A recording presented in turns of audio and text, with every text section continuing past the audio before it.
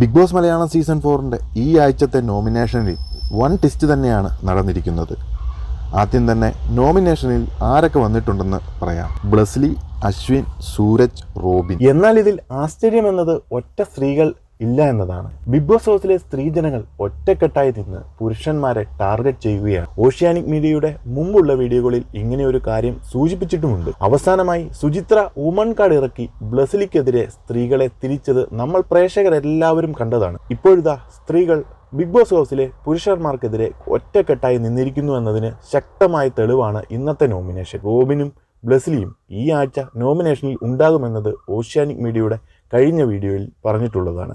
എന്നാൽ കണക്ക് കൂട്ടലുകൾ പലതും തെറ്റിച്ചുകൊണ്ടാണ് ഇന്നത്തെ നോമിനേഷനിൽ സ്ത്രീകളെല്ലാം ഒറ്റക്കെട്ടായി പുരുഷന്മാരെ ടാർഗറ്റ് ചെയ്തിരിക്കുന്നത്. ഈ ലിസ്റ്റിൽ നവീനും ഉൾപ്പെട്ടിരുന്നു. എന്നാൽ ക്യാപ്റ്റന്റെ അധികാരം ഉപയോഗിച്ച് ഒരാളെ രക്ഷപ്പെടുത്താം എന്ന് ബിഗ് ബോസ് പറഞ്ഞപ്പോൾ ക്യാപ്റ്റനായ റോൺസൺ നവീനെ നോമിനേഷനിൽ നിന്നും രക്ഷപ്പെടുത്തുകയായിരുന്നു.